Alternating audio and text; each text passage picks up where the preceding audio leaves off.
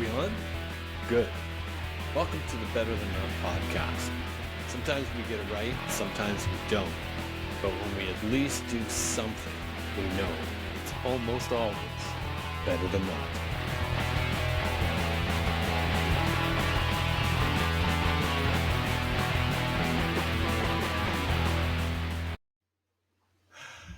Hi there, and welcome to Better Than Not, the podcast that aims to capture shifting perspectives and thought-provoking ideas in conversation, based loosely on my series, A Changing Frame of Reference, which I hope you'll read as it might give you some insight into what this podcast is all about. It's on the Substack app. I'm your host, Doug Gardam, and today I welcome back, in video this time, Whitney Schreck. Whitney, how are you? Gosh, you're good at that. I am great. I love the intro. I'm so excited about this conversation today, and it's just one of those things that kind of gets back to Whitney was on just about a year ago, and we were having a lot of chat. Before I should bounce all this because I know you, but maybe the audience doesn't know you. So Whitney is a human resources and leadership award-winning human resources and leadership consultant. But she does primarily is her main I'll say focus gig. As far as business goes. My main gig. She is an author, which we will talk about today. She's also a graduate of Fuller University out of Pasadena, California, which we may talk about today as well.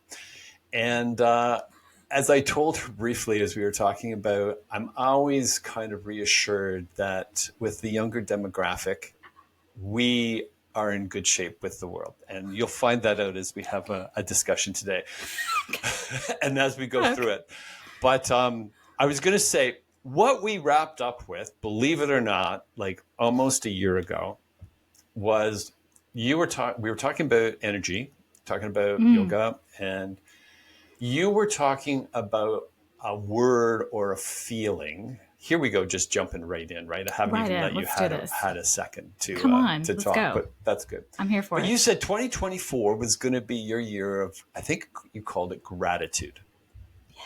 Do you remember that? Yes, I do. I have 3 words that I have followed this year: gratitude, abundance, and purpose. So yeah. Oh, cool. This is the time of the year that I start thinking about like one word. I ended up having 3 this year that I'm intentionally trying to kind of just pay attention to for the upcoming year. So yeah, well done. Good memory. So now how has that, so we're like into the 11th month of 2024. Lots of world events are about to kind of take place. Don't remind me. Well, the funny part is we've just had an election here in the province of British Columbia. We're super advanced now, right? Everything is like you go, it's all computerized, and click, you're done. It took 10 days to tell us who won. And it's like when we used to do it in pencil and paper, we always knew that night who won the election. Anyway, I'm complaining. It's a little pet peeve on myself, but that's sure. But we've also across Canada, we've had like 3 other provinces have had elections as well. And there's talk of a federal election, which is vastly over, I'll say, exposed by the election you're having in the States, which I think is just kind of, we just sneak these in like over a weekend. Yes. But anyway, I'm going to shift because I want to go back to, like, we can talk a little bit about the politic world because I was going to say it's coming close. I don't want to do it. I'm here to escape. Absolutely, absolutely. So that's why I'm asking about like the word gratitude. How has it gone on? Yeah. 11 months into the beginning of the 11th month of the year. Yeah. Has that, how has it worked for you? Like how does it, because I remembered it because I think it's like, I'm often in a mode of we just to be even in this existence is kind of an incredible thing. And it's so quickly to kind of get besieged by all the things that aren't going according to what my plan is.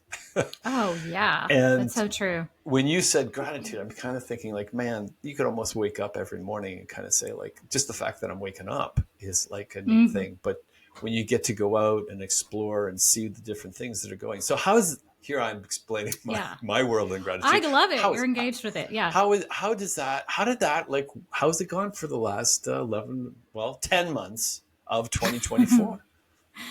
I love this countdown because I feel like time is flying by. You know, my grandmother had told me when I was younger, when you get older, things will just go. And I'm like, whatever. Everything takes so Yes. long, just driving from one town to the next. You know, and then you get older and you're like, it was just June, Douglas. Wasn't it June?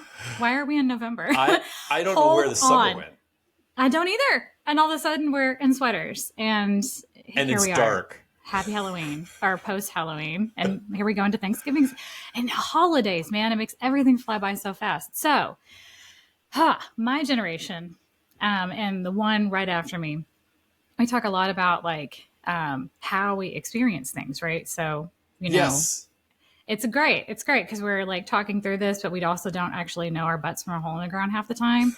But we're still leaning into it because we're trying to figure it out. And Yes. I love a good trier because But that's just you're to able me to is articulate the trial. yeah. Well, it's The the earlier generations haven't seemed to be able to do that, and I think it's like, where did you learn it from? Like, where did that come about? Because I find it even in my kids. It's like, how did you learn to articulate these feelings and this trial of how you're going through life? yeah. You know, I came from storytellers. My great grandfather was a storyteller. He was a craftsman. So, you know, I think there were things that were passed down by previous generations. Okay. I really enjoy being around good storytellers. I mean, I was raised on like Robin Williams, these Right. character people. I love humor and creativity and laughter.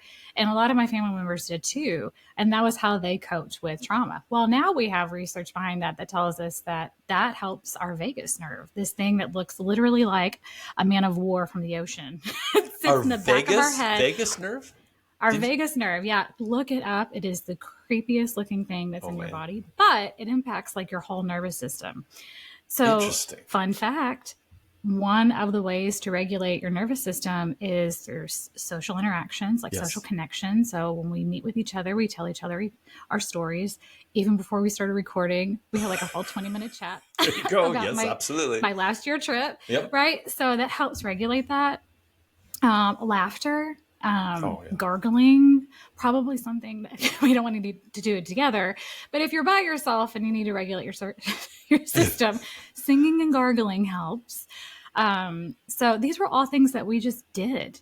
And my family, my great grandfather, because I didn't have grandparents, death, Oh, okay. such a character in my family, just came in, just swept out that middle generation. But my great grandfather had raised his daughters through the Great Depression. And one of the things that they always did together was This. one person would start a song and be like, "You remember that one song? Da da da da da." And then like all five of them. And I watched that as a kid, and I Okay. can close my eyes now and still see it. That was amazing.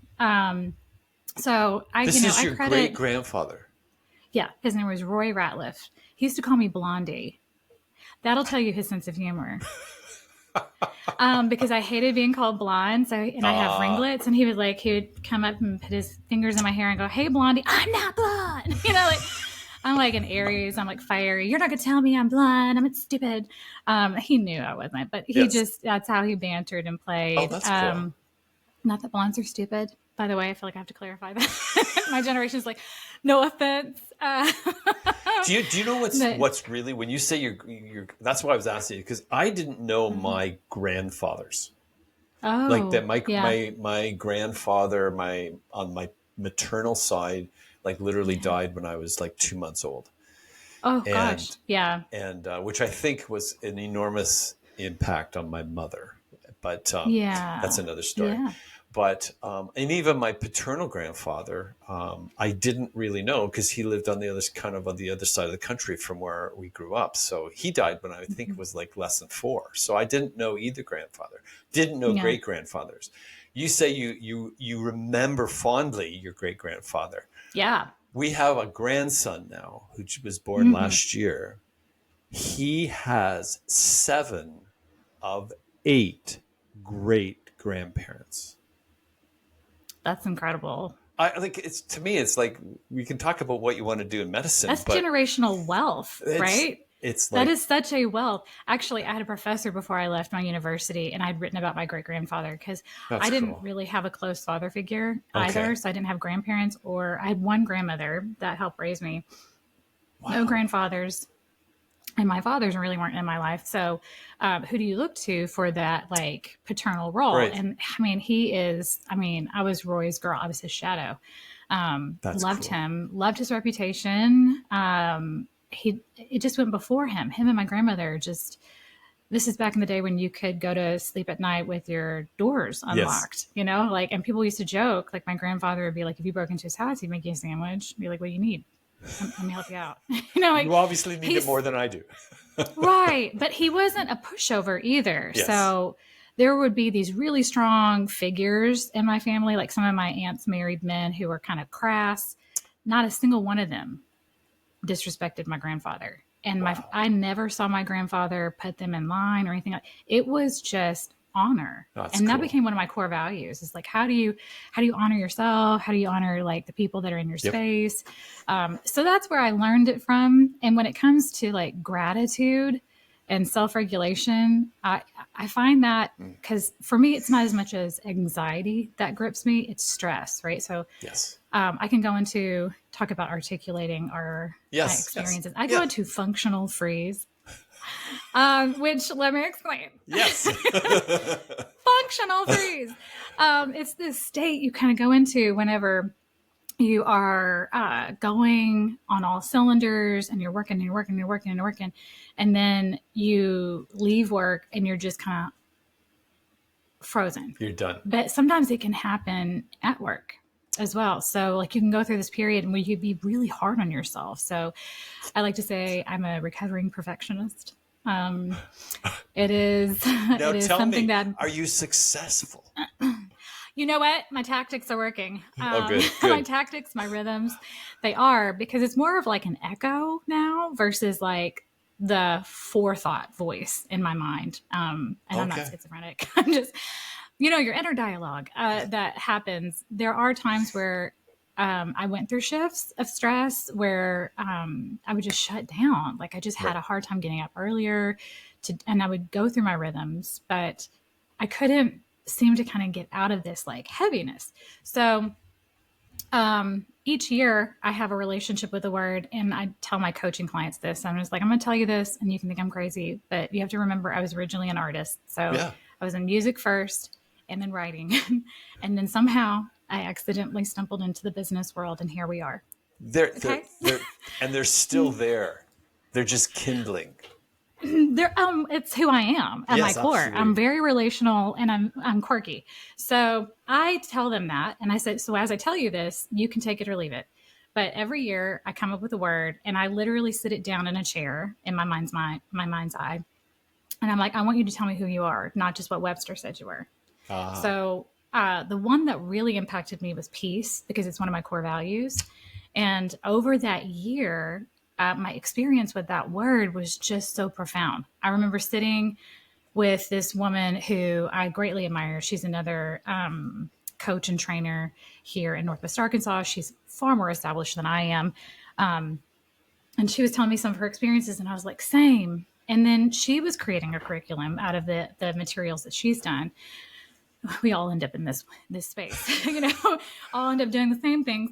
But and it's all good knowledge. But she said to me something so profound. She was like, my mother is sick, my daughter's, in school graduating, and I've got these people breathing down my neck that I need to get this out. I need to get it done yep. now. And she was like, I don't want to resent being with my mother. And that's what's going to happen if I Right. don't Right. slow down. And she said, my word for the year is pace. And I swear to you, Douglas, I had this weird tingling sensation between my shoulder blades all the way up to the top of my head. And it felt like that word peace was going, that's me. Interesting. And that happened 3 other times throughout the year, like pace, presence, purpose. Yep. Those 3 words. And it just was ironically that they're all P words. Yes. That helped me remember it. So part of all of that for me, like this year, as one of my 3rd words, was purpose. but gratitude helps recalibrate me out of my stress. So when we were talking last year about energy, I don't care if I sound woo woo because it kind of is. There are some things we just don't always know how to explain, but we're storytellers by nature, right? And the fastest way somebody learns something is through narrative format. Absolutely. That's my master's degree training. So when people try to come after me with my creativity, I'm like, listen, the science backs it. Okay.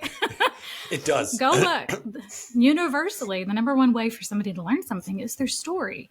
So learning from gratitude, originally I was like, I'm going to do this like a ritual. And I got this glass jar and I was writing it down almost every day. Some of them was like 2 or 3 times. And around month 5, I was pretty consistent. I was like, I'm petering off. So instead of like pushing myself to go back into it daily, I was like, where am I finding gratitude in moments where I'm like driving down the road and I get really stressed? Yes. Yes. And I can feel it. And like the old narratives start to run because they were laid in my mind well before I had a say over them, right? Like Yes. these were Yes. things modeled around me, like you should be doing this, or you should be doing this, or you should, I did a coaching seminar and this woman was like, you should get a shirt that says, stop shitting all over yourself, And I was like, that might sell, that might preach. I think that's within so many people. And I think it's almost like in our DNA. It's just like, we're like, it's often like, cause I'll be like with kids, friends, people, and something goes wrong. And I could never be as hard on them as they are on themselves. Like, that's so true. And sometimes it comes from our family, but I will just say this. I've met people who grew up with great like family systems and the culture we are in. Yes. So it's compounded. Yes. Like once you hit like work life, there is this unrealistic expectation to That's the word. That's the word. Yeah, right? To do things beyond your actual physical capacity. So check in with your energy. And one side note, like I was talking to a friend about this. I was like, it's also in your relationships. Like what kind of friendships are you in, or what kind of like partnerships are you in, whether personally or professionally, where the people around you are like literally dragging that energy out. Yeah. No. Sometimes we have to like recalibrate and step back and go, is it reciprocally nurturing? So that was my phrase for the year, like my mantra to focus on, which was to pursue reciprocally nurturing relationships. Interesting. It's funny how that is a very true thing, and you start to actually become aware of it. Like when you said about expectation, when those expectations are being met, you feel like a rock star. The world's good, right? Oh my God, yeah. But part of what I think those expectations do is they prevent you from, when you're not meeting expectation, whatever it is, right? You don't even necessarily know what that expectation is. It's more of a feeling than a tangible thing. You don't even know how to kind of ask for help, like how to reach out to say, well, I know I'm not doing this, but I certainly can't let you know that I'm not meeting those so-called expectations, kind of thing, right? Yeah. Which I think is kind of neat when you bring it back to energy. Because I mean, if I go to science, mass and energy are fundamental quantities, right? Like absolutely. And your background was engineering. Okay. And science.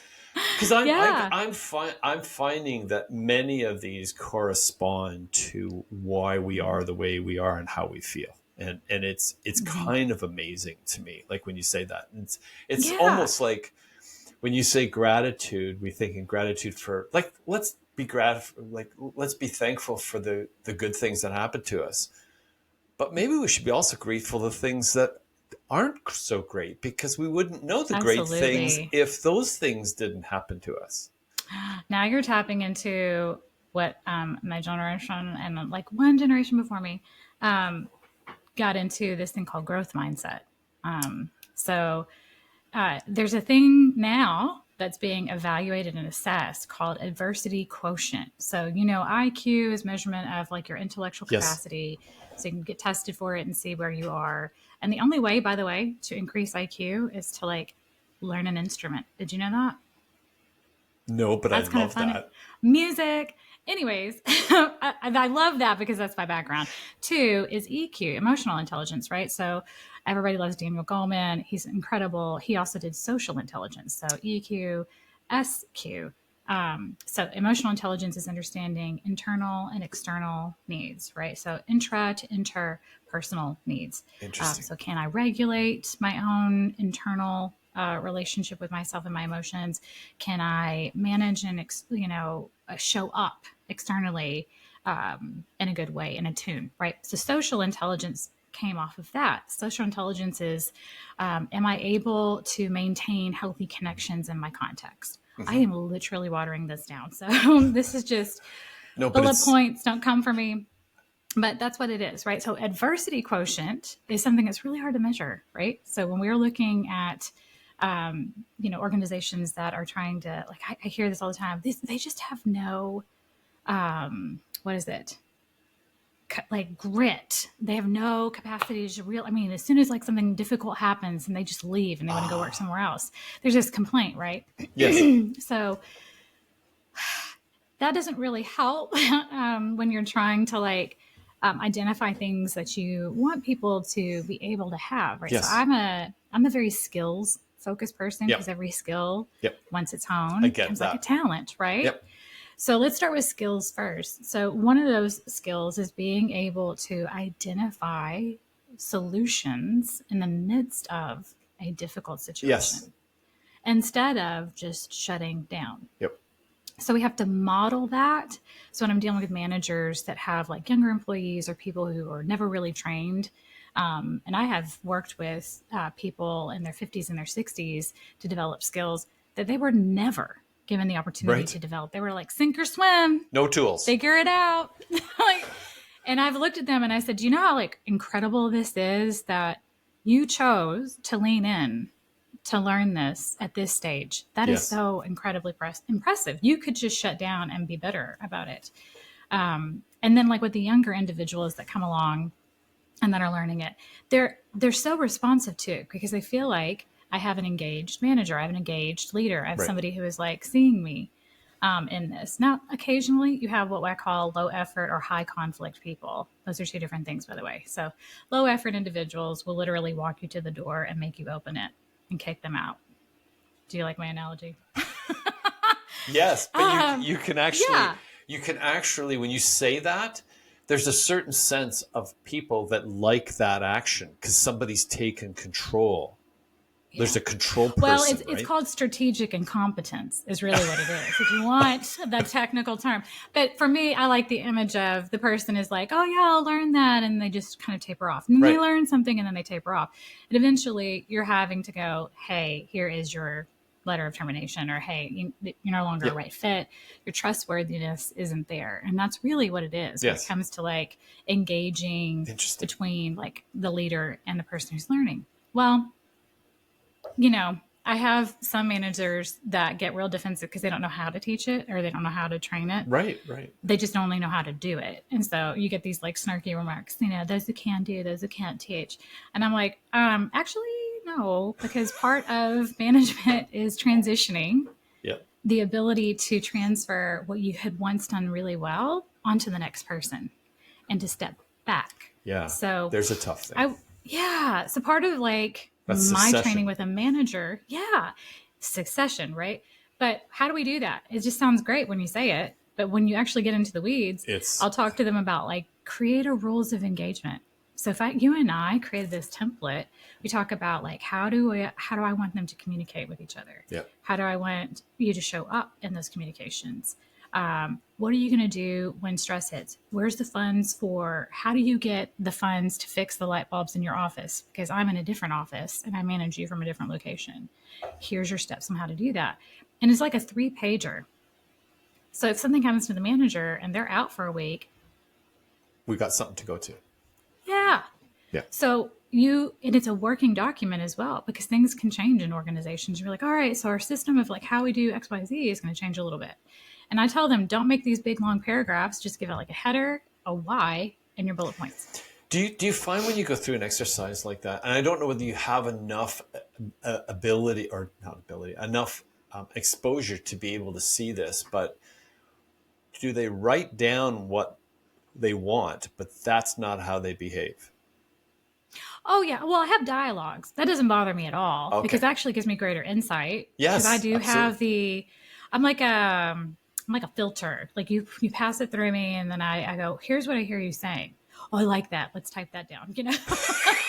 So as your coach and your consultant, I come alongside you because I know that that's hard. I'm not AI, you know, Yes. but I am good at like dialogue coaching or like assisting because that's how my brain works. I am that creative. So I usually try to like stir that conversation up because I'm like, you are really successful at X, Y, and Z. And this person really needs to be able to do that. So I don't know how you're going about training them. And to try to lower their defenses, I'm like, just tell me what the steps are so far. And I'm not going to judge you. I'm just going to listen Right. because I already know what this person's receiving and this is what you're saying you're doing. So maybe there's some gaps. So how do I bridge that gap? Maybe they already have a rules of engagement. Maybe it's Interesting. really teaching them how to do skills, Yeah. like how to skills assess. And so we'll walk through but I always want to come alongside someone and make sure that I am meeting them where they are Right. versus like coming in with a ready-made solution. Cause that's where you like stick your foot in your mouth as a coach. Let me tell you how to do it. You know, like have a fake No. cigarette and my coffee. Like I'll tell you how that just doesn't work. So Well, I am very relational it's very in that difficult process. to get the person who you're speaking with to get that. If you're, I think some people go um, Even the to, hardest, and I know you're not supposed to cuss on here, but even a hard ass manager yes, typically wants their person to perform, even if they don't like them. And that's the yes, point. That's what I work off of. I don't yeah, really try to get into the weeds with, I let them bellyache because they need to get it off their chest. right. And oftentimes when they're getting that off their chest, I do hear some of the things that they actually desire. They're revealing. Yes, Yes, it is. So that doesn't bother me because I've been there. It's very isolating as a leader because somehow yes. magically they think that you're supposed to know everything. And like I see all of these TikToks and reels about if your manager's trying to get you to do this, if you're HR person, this is how counter the sorry for the southern accent. Anyways, I'm from the South. I can do You've that. got Anyway. that, man. You got that good. Very well. Very good. But you know what I mean? It's Yes, very like us against them. And I'm like, that is not effective. yes. All it's doing is just eating. So relationships matter in the workplace. It's one of my courses that I talk about how They, to have professional relationships within your workplace and for them to like not be your friend and not be your family member. So how do I give my energy in a healthy way? And and there's some people who do that really naturally and there's some yes, people who don't. So yeah. we have to create these structures because people aren't using their power well. And instead of actually coming alongside them or trying to look at the system and say, hey, maybe there's some tweaks that we can make here and start working over time with that, we literally get our pitchforks and our knives and we're like, put them on the stake, and we just tear people to shreds, which makes it terrifying to ask for help, right? So Well, when I walk into these scenarios, that makes sense that they're on defense. They're like, you're going to try to fix me? I'm like, I don't fix anything. there's I something do. that's attractive to us in seeing people do those things, though. Of course, It's we love a good slaughtering. but Yes. we also know that it's like inherently we know that Unproductive. it doesn't It's so work. it doesn't. It is in our nature. It's like they say the higher you go, you better be careful because the Oh faster you'll burn. Yeah. no, Um, you were saying earlier on about anxiety, social yeah. and social anxiety, and I was having this Uh, conversation, and I've had this a few times with not necessarily on the podcast uh, about reading, and I'll oh, specifically say this was geared around men because I being an author and being a sure. big Yeah. reader, like when I hear somebody doesn't read, like I'm kind of what? Yeah. And this guy was able to articulate it to me in the sense that he said, when I sit down, I used to read quite a bit, but when I sit down and read today, I start thinking about all the things I should be doing Mm, and I'm not getting done. Because mm, reading is like, is it really valuable when I compare it to the other things that I execute, right? mm. And I thought, that's a pretty interesting viewpoint because I'm finding out in many conversations people don't read books anymore. Like this is, I'll say it's not a large demographic necessarily because I'm not talking to lots of people. I'm particularly attuned to it, obviously, because I write and I read a lot. Yeah. But when I heard that, I'm kind of thinking, like, is that the busyness our society has kind of driven on people now? That, I mean, I can do so many other things instead of sitting here trying to read this novel or this fiction book or this nonfiction book or whatever it might be. Do you come across that kind of thing with people? Is that I have to get this done. I have to get this done. Like your first example with the other consultant that you know well, and she had said about if I don't get this done, I know my discussion with my mother won't go well. I don't think you said won't go well, but I'll be pressured in it. Mm-hmm. Do you find like is that something like because we're so pushed and exposed to information today? I mean, we can't literally get away from it. We've got it on our phones, right? Like we're like everywhere we go. There's, in fact, I think you talked the last time about even scrolling on the phone, right? You had a great name for it, which I forget what it was, but just falling into your phone. Yeah, falling in. And it's like we're so there that does build up kind of an anxiety that has to transfer into the office now. Yeah. Well, I do know that I am so grateful for technology, right? The advancements that we have. And as somebody who has not transferred her book over yet to Audible, I do need to get it in audio version. And I say this as somebody who is also dyslexic and struggled with reading. I used to rely on my aural skills, AURAL, in music. And I had a professor who saw it. I didn't know that that's what that was. Oh, okay. But I could memorize how something was said. So I convinced my music teacher to play music for me because my eyes would skip lines and I would feel like really like nervous and I'd be like, oh my God. And I thought I was like, there was something wrong with me, which there was. But I didn't know what it was. And I didn't get actually diagnosed with it until I was like 18 or 19. Really? And even then I was like, I am not dyslexic. I kept it quiet all through my 20s. I never told anybody. It was my mid 30s. I told like this guy friend of mine and I was like, don't tell anybody. But I'm dyslexic. And so I'm neurospicy. So I've been that way my whole life. And ironically, I'm an author. So yeah, there's some irony in there for sure. There is. It's not missed on me. But you know what? I grew up with good comedy. So I know that makes for a really great plot twist, right? So as far as to kind of taper back to like what you were saying a minute ago about the workplace, if you are coaching or consulting with me, I am a huge advocate for reading. And one of the ones that I read annually, and it's an oldie but a goodie, is James Clear's Atomic Habits. And the reason I read that is because it talks about just being 1% better. Yes. And I have it in the physical format and I also have it in the Audible. But he has a chapter where he was like, talk about like making things obvious or making things easier. He has like 4 steps, right? And making it desirable. And I'm paraphrasing. Those are probably not the exact steps, but one of them is habit stacking. So a couple of years ago, I downloaded Audible. Sorry, that's my call for you. And I started listening to these, it's repeating on me, Audible books. And I realized that there were some authors I really couldn't stand. Yes. And then it just became this conversation and coaching. Like, it's like, hey, reading a book is not always sitting down and looking over each page. Some people still do love that. There's a huge population of them. I recently just did a pop-up because I'm social and I like doing little pop-up things. And I called it Eats and Reads. And I was like, bring some food, just like your favorite. Like it was mostly girls' dinner. Bring your girls' dinner. Are you familiar with this, Douglas?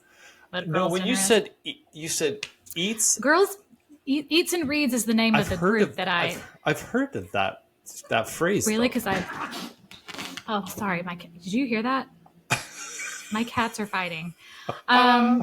Yeah, get off the couch. Hang on, just 1 second. You can edit this out. Get off the couch. Sorry, I have one. I think that's what makes it so spontaneous. Your cats are listening. They're like, my turn.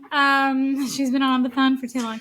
No, so Eats and Reads Yeah. was just this little pop up event that I did with my girlfriends. And I said, just bring your favorite girls' dinner. And if you don't know what girls' dinner is, it's just this social media thing that went about. Like girls who are single will sometimes make some version of a charcuterie for themselves.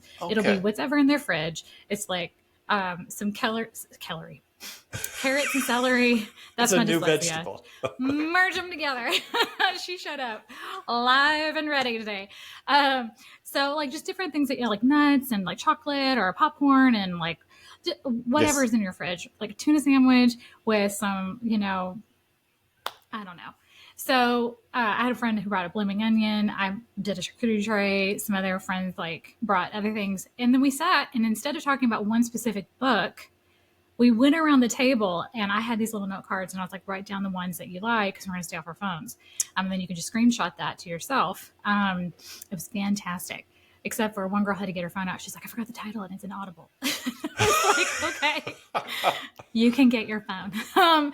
So we all had these like cards that we walked away with, and it was so fun. I'll And bet. I got to hear why each person like it was so selfish because I'm like, I need to find some good reads, and I like Yes. these people. So I'm probably going to like maybe potentially what you read, and I might be intrigued by the fact that you're reading these different books. And it was all across the floor. Like it was self-help to fantasy to like what are the biographies. That's So cool. yeah, and when I you can I can hear I can have like just a conversation about those. Like I like to yes, me, like it would just be an easy pop-up of just going to a coffee shop with a friend and be like, what have you been reading lately? that would be And more of a attractive to me than even a book club. Like I would find that yes, like okay, thank you because so that's much. kind of how I even like to like I bounce around.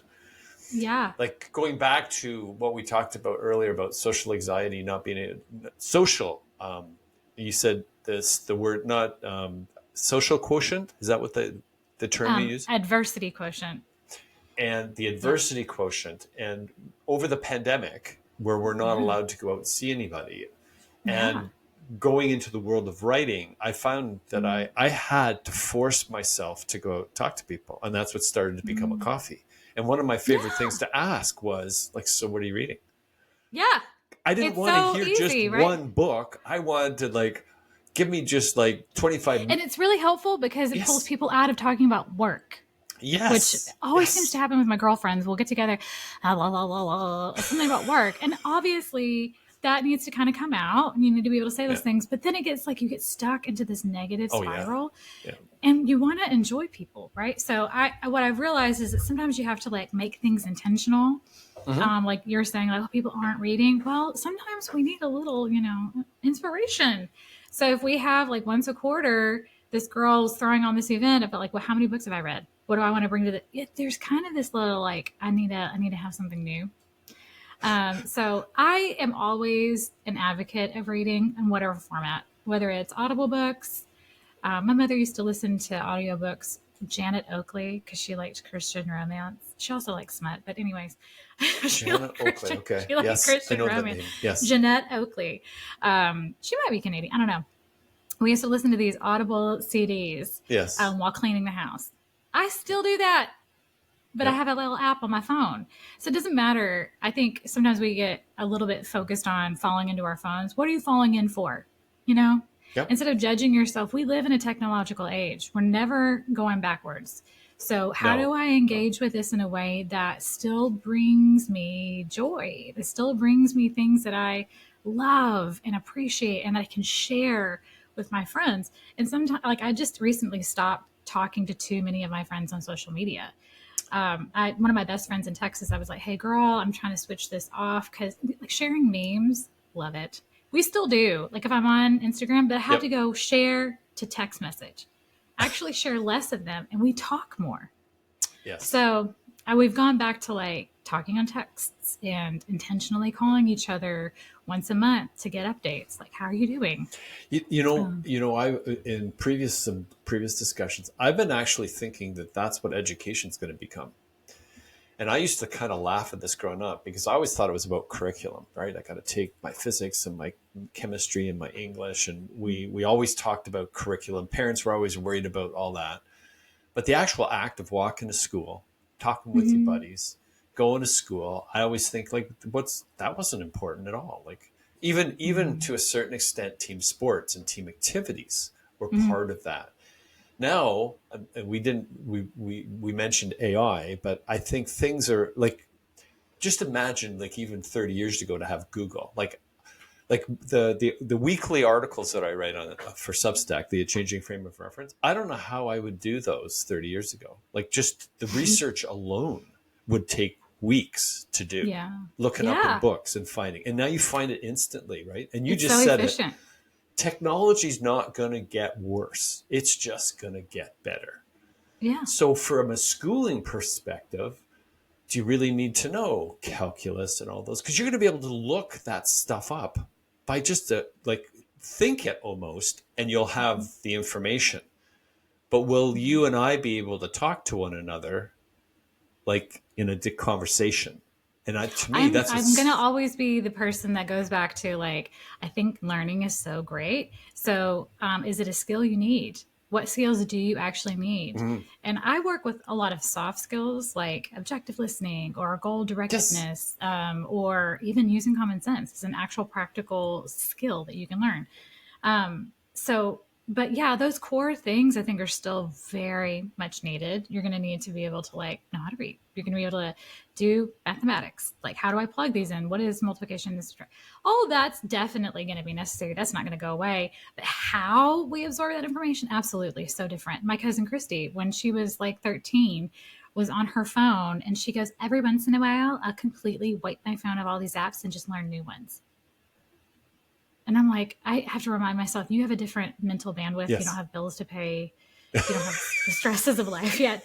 And I'm like, how do you even have the mental bandwidth to do that?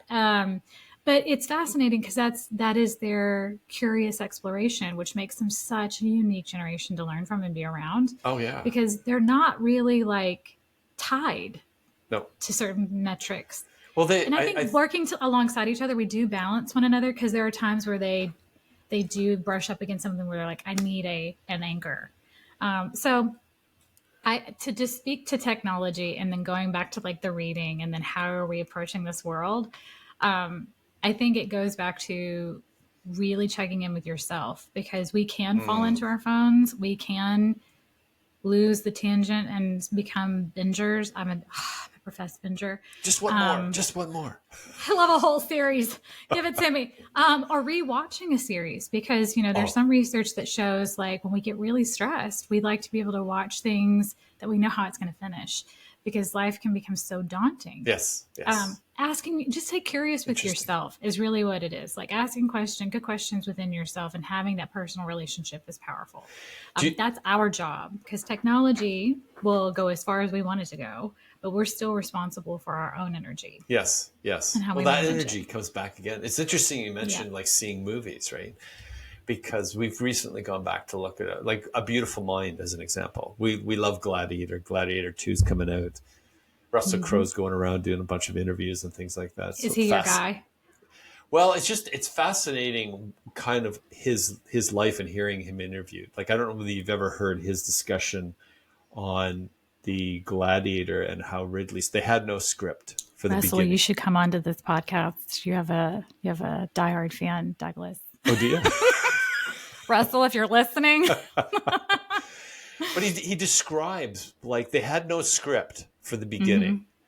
Mm-hmm. And apparently Ridley Scott just said, I want you to Go do with it. this and this and this. They're all like, the beginning scenes of Gladiator, right? Like it's a massive Mm-hmm. set. So he was really relying on the artistry of the person, the actor he hired. Absolutely. And it was like, That's awesome. and it was so cool to kind of see how those things branch out. But going back and watching these movies, and then we watched A Beautiful Mind, not because of necessarily Russell Crowe, just because I'm fascinated by that story. Yeah. And then I find out that I've seen the movie before, Mm-hmm. Whitney. Like it's not the first time I've watched it. And then I realized that the one character that's introduced very early in the movie is not real. Yes, because of his mental disorder. And it's to your point, you go back and see these movies and you're going, Yeah. what? Like, how did I miss that? Yeah. I think it was Janet Jackson. So long ago, she said this because it reminded me of my music professor. She said, "The generation that's coming after me, what they do is they listen to a song one time and they don't like it and they toss it out." And she said, and I'm Oh, trying to sound like her because I'm trying to be soft voice. Let me stop. She went into the interview. I'm like, I'm Janet Jackson. That's not how she sounds. I'm so sorry. I don't know why I do that. Do you do that? Like when you're thinking about a character you and then all of a makes you sudden a you, better storyteller when you put the accent on, like I that am just so kills sorry. me. Like, Anyways, so she was talking about this fact that we just discard these things really quickly.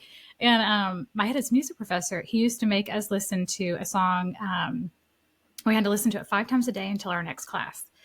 So we went twice a week. And so we'd listen to a song like 10, 15 times. And he said each time that you're listening to it, he gave us a cue of what we were supposed to be listening for. You need to listen for brass. You need to listen for oh yeah. string. You need to listen for wind. What are they doing in that song? Where do you hear them fluctuating higher and lower? Where their cadence comes back to the, it's going forward. And we had to listen to a movement. And I had never heard these things. I was the kid that sat in the class and was like, I know this song from Looney Tunes. And my professor was like, "Oh my god!" And I was like, dun, dun, dun, dun, dun, dun, dun. "I know this." And everyone else in my class had also grown up on Looney Tunes, and he was like, "What is this generation?" Yeah, really. He loved it That because is at one time I put down Bugs Bunny's, running from the hunter. oh my Anyways, but it goodness. goes back to paying attention to what you really enjoy, and it's tied into things that you observe. But if you only watch something one time, sometimes you Yeah. miss it. Not everything needs to be rewatched or re-listened to, but it's like that one song you get really connected to. It has this emotional tie, right? You And listen to it because it brings back up that memory. But what oh if we're yeah. Oh yeah. missing? What if we're missing things that the actual storyteller was trying? I Intended. think that's the appeal of Taylor Swift, right? Like she has all these like what they call Easter eggs. Yes. Yep. Like she hides things for her audience to find. My cat just got behind my screen, by the way, and she heard Taylor So I Swift and should was hear a like, pop soon. if you see my screen moving forward and backward, it is her. God. That's cool. Anyways, but it's true. There's something really beautiful about exploring pieces of art or Oh yeah. literature or music, whatever, that, we'd once not realized was there. Well, that was part of what got me intrigued about doing book signings. Because when you go to like an art gallery or an art showing and you get a chance to talk to the artist about what they were trying to show you, like in their picture, it kind of goes from a two-dimensional picture to me to full on 3D because you find out what inspired it. You find out, like, as an example, I remember going to see, I didn't see, what's his name? Lauren, he's a group of seven, Lauren Harris. He was a group of seven artists here in Canada. And we went to see, he'd passed away obviously, but they went in and showed like how they would do the sketch of what their painting was going to be. And then they would sketch it several times and then how it evolved into what it was going. And just hearing, like, I always thought like artists just pick their paintbrush up and they paint. Like, I didn't think that there was like lots of research and I'll call it Exploration. exploration that went into it. And suddenly that makes that artwork like so So much much more more. technical. And so Yes. I'll go back to Gladiator and Russell Crowe talking about that first scene. Sorry, Now there we go she is. back and watch this first scene, and like it's amazing to think that's how they created it. And likewise, when you hear an author start to talk about their books, So sorry. Keep going, keep going. It's beautiful. Keep going. When you hear an author start to explain where things kind of came from, whether it be in an interview or a discussion, it just suddenly makes that kind of two-dimensional world that we kind of that surface that we read become very much like living, like it's almost a living and Yeah, it breathing totally thing. is. And it's like, Oh my gosh. I don't know whether this is true, but back in the Second World War, apparently the finance who was in charge of finance for Winston Churchill came up and he said to him, he says, we're running out of funds for this war, but we could start to sell the art that we have in the museum. And Churchill replied to him, I thought that's why we were fighting this war. And I It's for thought, the art. and Yeah. I thought, Well, artists are the keepers of our history, oh, it's right? amazing to me. Like, it's just, Yeah. it's so kind of They tell the crazy to see. truth. They tell what's happening. That's how we found out what was going on in the Egyptian times, right? Oh, yeah. Hieroglyphics. To like what was, I mean, how did people view beauty during certain time periods? Oh, absolutely. Music, literature, the arts. I mean, Wonderful. the reason why they're so odd is because they have this sort of emotional attunement to the zeitgeist of whatever that time is. And they capture it and they make us fall in love with whatever time period. I mean, we all have different time periods that we absolutely adore. Like this younger generation freaking loves the 80s. And I was in the 80s and I was like, I can smell the Aquanet in the air. Not a fan. I don't want to go back. It's either Aquanet or Aussie, the hairspray. It's just too much. But they love it. Yes. And there's like all these shows that come from it. And when you see these overlaps, right? Like of the intellectual and the beautiful capacity of people taking in these technical terms. I think of Harry Potter having one of what was his name? Oh my gosh, it was just on the tip of my tongue. The musician, the composer, John. Oh my God, people who are listening are screaming. It's the first, anyways, they know who it is, but he writes the most incredible flight music. And what is wizardry other than, taking flight, right? So he did the Superman flight music. Dun, dun, dun, That's dun, not Hans Zimmer. dun, dun. No, not Hans. John something. He does all Spielberg stuff. Williams? Mm-hmm. Yes. Well done. This has become a trivia show. Such a memorable name. John Williams did Harry Potter movies? Yes. Almost all of them except for one. He did all of the music. And all of that is tied in. Like if you ever listen to it, you're immediately taken into the scene. Yes. No, I have them on record. So immediately, like kind of like how I was in the classrooms. The moment I heard this classical piece, I was like, that's Bugs Bunny running from the Hunter. That's Roadrunner. And my teacher rolling his eyes. But that is the power and the presence of a piece of art that captures you, right? Like the first time that you ever read a book and you were like, do you ever have those moments? Like there's a book that you wish you could just go back and have never and redo it again because it was so good. You're like, my God. There's books that are like that for me. There's movies that are like that I kind of songs that are like that. Oh, songs that are just like there'll be songs like I wish I had written that. I wish I had been part of that. I wish I could hear that for the first time again. Moonlight Sonata when I was a kid. Oh, I was at the library the first time that it was played. That's when I fell in love with classical music. Well, I mean, I loved the Looney Tunes classical music too. Don't get me wrong. I was a highbrow female in the South in my coveralls and curly fro. Woo! Dun, dun. But like I absolutely remember feeling that sensation in my body as a kid. I just froze. Yep. And it was so like all those minor notes. And I thought somebody was singing to my soul. But I was a child. I didn't know how to appreciate things other than like the sound of it move my body. You could feel it. That is the power of an artist who's not alive anymore. That's how they're the keepers of our history. They capture something so beautiful. Do you know a really interesting book? I think it's called Gödel, Escher, and Bach. Ooh. And I wish I could remember the guy who wrote it. I think he won the Pulitzer for it. But I meant to recommend that to you. I think you would. Okay. Because he brings the connection of math, art, and music together. So what this is making me think is I really need to get on the bandwagon of Audible. I need to like either record my book. There you go. Because I do have I'm writing fiction right now. Or I'm trying to get back into writing fiction. I have one other book that's nonfiction. But yeah, it is so powerful to have a really good vocalist. Like those individuals who read those audiobooks and you love it and they are all the characters. Like this one friend was like, you're just, you're so really into this author. And I'm like, I believe her. She is a she, right? I believe her when she is the evil sorcerer, right? Yep. That is about to slay this small child. And then she goes from that to the skill it takes to be that character. Of course I want to be a child again. Wasn't it C.S. Lewis?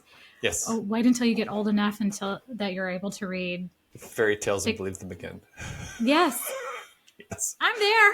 I'm there. I don't think I ever It's left so though. funny Yeah. that you mentioned C.S. Lewis because I've started to read him.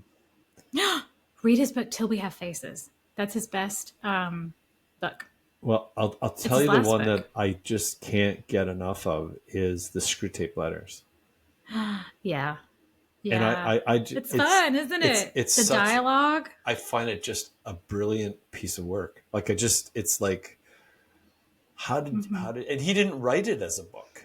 Like this is the neat part about reading some of the things in the background. He wrote it, believe it or not, as I think a monthly series during the beginning of World War One, No, no, World no. War That's Two. mere. No, that's not Screw Tape Letters. That's Mere No, he Christianity. did Mere Christianity the same way. Oh, okay. So he did both of them as like radio He wrote broadcasts. the Screw Tape. The letters are the ones that he would do either weekly or monthly. I think they had to be Where monthly. are these recordings? I I don't know. Where are they? Can Look you them up in imagine YouTube. having C.S. Lewis read to you? It's Shut your just face. it's to me it's just amazing that he was able to kind of connect those the way he did. And Mere Mm. Christianity, I was going to say that's the one I recently learned. They did the same thing with that. Yeah, So you can read it in any like Mere Christianity can be read in any form. In any like you can read chapter 12 or chapter 1. I don't even that know if there's is 12 chapters, but amazing in how just that kind random of comes order. together. So yeah, I've found that he's also a challenge for me to read. I can't read him like Stephen King as an example. He's a philosopher Oh at my goodness, heart. man. Oh my He was goodness. very philosophical, Very, very. but imaginative. So like I did a class on him in my grad Oh, you program because did? I Oh, so yeah, that's yeah. how you know. Okay. Oh well, no, I knew that those pieces before. I didn't know about Screw Tape Letters. Should write my professor and be like, "You should have told us that." But it was more of a like how he his story. His like it's basically like the class Yeah. was about a biography of him, and he was a Okay. very wise man and being as private as possible. But Oh there my are goodness. pieces. I think that that's what there's a little bit of mystery with artists that I Yes. find very intriguing and I think is wise No, because I think if it's somebody knows too much, then there's this. It's wild, but we project as humans. We like to project onto the person that we like a lot, right? And then when you know too much, yes. it's like Well, they say, don't meet your this is heroes. to me, Whitney, what's so great about today is like you can get such a plethora of influences, and hear about almost all of them. Like that's Yeah. what the YouTube is such a neat thing today because you don't have to read, you can miss it. You can get somebody talking about them. And I find that really neat. And when you say, what did you just say? The projection? How we project onto people. Yeah. I was gonna switch that on you and say reflections Oh. because we haven't talked about your book. We actually kind of have indirectly talked about Reflections from the Fire. Some of the Oh, things that I've mentioned okay. actually come straight from my book. So, Like managing your energy. There you go. Like, there you go. Like That's bridling true. your energy. There's a whole chapter on that. I have a horse theme in my house. You can see one right Yes. behind me. Yeah. Yeah. Cool. So I do a lot of analogies and metaphors. And I ask people to, sometimes I ask them to do what is your leadership mascot? And I have a personal leadership and I have a professional leadership one. And my personal is a tree. I love trees. I love plants. Ironically, I do throw some esoteric stuff in there, and that might just really make people's eyes roll. But I'm an Aries, and the symbol of Aries is this plant, like new beginnings. There's this guy that I follow on social media. His name is Symbolic Studies, and I love it because Studies? symbolic, so symbolisms. Okay. Yep. And he has gone through all of the zodiac and their symbolisms and, and the history behind it and where they came from and like all this really cool stuff. He's a nerd and I love him. And he does it so well that I stay intrigued, right? So, but that's something that I do in my business is I ask people to tell me. There's when you say, tell me what kind of leadership you are, people start describing words that they think are the right things, right? When you ask them to tell you, like, what is your mascot, if you had to pick one? Yes. I had one person who picked a succulent. A what? A succulent. A plant. It's a succulent. They can Oh, literally okay. survive in the driest of like places. They're almost kind of like a cactus. They don't need a lot of watering. They're absolutely beautiful. They purify the air. They're very communal. They grow in groupings, and varieties of different succulents can Interesting. survive together. It's really cool. So they're diverse. So she But was they're telling me also all very enduring. Like if, resilient. yeah, Yes. resilient. That's the word. That. Yeah. And So that's what she's that's telling, cool. yeah. So she's telling me all this stuff. And I was like, that's beautiful. So what I'm saying, what I hear you saying is because we project, right? The thing that you are so attracted to about it is there's something that you see within yourself Yes. outward. Yep. And we get drawn to these things. So I talk about personal leadership as a tree because there's a duality in our growth, right? Yes. And Yes. sometimes we're in the season of planting and sometimes we're in the season of growing. And there are seasons where we have to let go of everything external and we can't get too fixated on how plush we look. Sometimes we Okay. just got to Okay. let it go. And And you're then deep root deep. with Yeah. roots. Yeah. Yeah. So sometimes Deeply you're rooted. growing. Yeah. Sometimes you're growing and other people can't see it Yes. and it makes you feel insecure, but you're finding your supply. You're finding your networks. You're finding the community you need.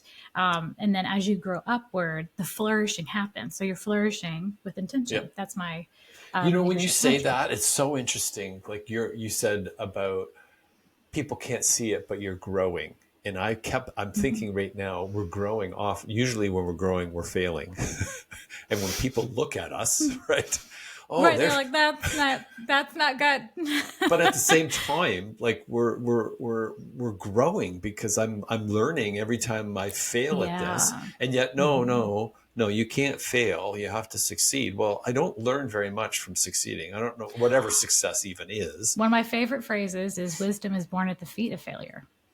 Ah, it, but It like is, right? You're not going to Whitney, when get you say, wise. like, how come we don't have that as a bigger thing in our world? Because Well, because it's, you can't teach it. It I has to be guess not. experienced. Well, yeah, you have to fail. You know what I mean? Like Yes. it's like the helicopter parent who Yep. doesn't let the Yep. person just go through it. And that's adversity, right? And I talk a little bit about the adversity quotient in my book. I don't think I reference it as the quotient, but how adversity is that friction, right? Yes. It's different than trauma. And I feel Yes. like we have to kind of teach the younger generation the difference because sometimes trauma and adversity happen side by side. So as you begin to heal those traumatic experiences, also begin to look back and go, where was adversity teaching me to be strong? Where was adversity teaching me what doesn't work and what does work? What made me more resilient? It's not the trauma. The trauma had to be healed. It's like the cut, Right. right? No, it's a good separation. It's a good There separation, is. sentence. It can Yes. happen side by side. Yeah. But the truth is we sometimes have to heal this piece first. Yeah. And then when we go back, we kind of start seeing what I call these golden threads, these relationships to ourselves, to our community, to our friends, to our job, that are our greatest lessons. And sometimes we repeat lessons, not because we failed the first time, but because there's something else within it that we need. And we think it's a punishment, right? Yes. So Yes. I Yes. use the horse as my professional leadership mascot, and for many reasons. Because early on, I'm a vision person, so I had this vision of this horse that was coming to me, and I heard this man. He was like, oh, it's so interesting. Usually, a master picks its horse, but this horse has picked its master. And I was trying to like write this out and figure out what that meant. And it's really the job that I'm in. Like, I am a oddball, Douglas. I am not your normal, run No, of the mill coach. My background is bizarre. that's what makes you valuable, though. Like to me, that's a Yeah, huge plus, right? Is not I'm a just I was a wild horse, but I had to learn how to bridle my energy yep. because if I don't know how to manage my own power, and then also like learn the separation of self and that power. So when they're too fused, you become defensive. Yep. You can't tell me anything. So there's this thing called the breaking process, and I write about this in Reflections from the Fire. And I love this because my mother used to do hair for a woman named Sharon, and she used to train and break horses. And when we would go to her house, she had all these stables in the back, and she would only let me ride this grandma horse. I wanted to get on the big alpha Yes. horse, and she was like, "No, Absolutely. ma'am, you're like 90 pounds, and you'll be gone." But it's fantastic because in the bin, they try to remove distractions for one, And what they're doing is they're trying to get the horse to attune to the instructor. And the power, they're not trying to abuse the horse. They're trying to do it's a transfer of respect of power. You still own all that power. You are a wild beast, right? There's a wildness within all of us that has to be, you can use the word mastered, or you can use the word honed, whatever resonates with you. And a part of that is learning and going into these. And so I call it having rhythms of formation. What is your rhythms? What are the things that tie you back or tether you back to your power? Because we can spiral out, and we need to be able to like have our energy right here. In yoga, I used to say, stay on your mat. Stop trying to tell somebody else what to do, or stop trying to be somebody else. Stay on your mat. Because if you do that, you start to forget who you are. And then we spiral out in so many different ways. So own your energy, own your power. When you do, there's so much authenticity, creativity. You can channel that energy, and you can actually call on it when you need to. You can also tell it to have a rest. Do you know what I mean? Because no one, you don't listen to anyone else like you listen to yourself. Your power responds to you, and you will actually rebel against yourself, self-sabotage. I was going to say good or bad. Yeah, good or bad. That's very interesting. Yes. Because there's a part of us, we call it the shadow, that self-sabotaging is telling you the thing that you need to address. So instead of punishing that power, or instead of shaming yourself, you need to go back and go, what was it about? What is it about this experience? What is it about having success? What is it about pursuing that thing that I'm dreaming of that makes me want to like break it every time? Right? Talk to yourself. Talk to your power. So you need to get in there. You need to go through the breaking process. I do talk about breaking people beyond, like sometimes we break ourselves beyond. We go through experiences that it's called burnout, or it's called, psychological unsafe situations that create these like toxic things, and we have to repair it. So we have to rehabilitate our power. It's like watching somebody who has this enormous strength and capacity and skill and talent. I think of like that superstar, Britney Spears. Enormous talent, beauty, skill, intellect, capacity. And when you break somebody's power, there is something so heartbreaking about it. It has to be rehabilitated. And the most important part is to rehabilitate with compassion and kindness, and often in solitude. Not alone, but in solitude, because you need to be able to work through those things first, and then you work your way out. I think Brene Brown references it like, show people your scars, not your wounds. So when you say alone but in solitude, not alone, but in solitude. Not alone, but in solitude. Describe that a little bit. This goes back to the intentional relationships. And I mentioned this in Reflections from the Fire as well. In a book that I'm currently writing, trying to pace myself, is called Golden Threads. And it's like the core relationships within your life. So a really great book I would recommend. It is written from the Christian perspective. So I have people that I coach and that I mentor that come from all different backgrounds, but I still recommend it. It's called Isolation by Shelley Trevesh. And she talks about these different stages of our life, and other arenas of like religion and spirituality talk about it too, where we go through these stripping down processes. Where our identity and the things that we go through, we change and we transform. It's really what she's talking about. And not every single stage has the same exact steps. But when you're reading through that, you go, yeah, that makes sense. I've been there. That's the same thing. But you go into these places, and we call them the dark night of the soul friends, right? That's the dark night of the soul rehabilitation. So as we're going through it, it's those mentors, it's that counselor, it's that spiritual director, it's that close confidant that's actually had lived experiences, because we don't need to be telling all of our friends our things. Right. Because it can wound us. Yes. Words matter. When we share something, I made the mistake of sharing one time. I mean, I had complex PTSD that I like worked through with counselors, but I had to discover that on my own before even my counselor could assess it, because I didn't know how to articulate it. And I think sometimes we think that doctors and counselors are supposed to be magicians and figure it out immediately. It's not true. It's an engagement, right? So we're trying to work through these things. And I said something to my friend one day, and she's kind, but she also has a very judgmental side to her Okay. too. Yes. And Yes. she let it slip. And it happened to me when I was very vulnerable. And I said, I just occasionally have these like waves of rage that shoot through my body. And I don't know where they're coming from. I'm literally putting the clothes from the washing machine in the dryer. And I don't know where it came from. And all of a sudden, I'm like really angry. I am by myself. What is that? I said, I feel like I'm losing my mind. Can you help Interesting, me? man. I want some herbal remedies. Help me. Because that was her background. And she was like, oh my God, that is so concerning. And I That's was so like, what? concerning. Oh, And she goes, that sounds disturbing. And I was like, okay. that's helpful. Okay. Okay. What am I supposed to do with that? And you're trying not to get defensive. Like, I don't know what to tell you. I don't have Right. an immediate solution. So there's some people, when you're gauging it, you have to think, have they gone through experiences? Do I really need to be sharing this with this person? Right. Yep. Because to be honest, she probably didn't mean anything about it. That's just a natural response. Like, oh, that sounds Yes. scary. Ooh, Yeah. that's disturbing. But when you are still in that rehabilitation stage, That's very disruptive too. sensitive. Yes. It can be very disruptive, and that's normal too. So both the polarity, right? The paradox of, she's still a good friend, bad response Yeah. for me.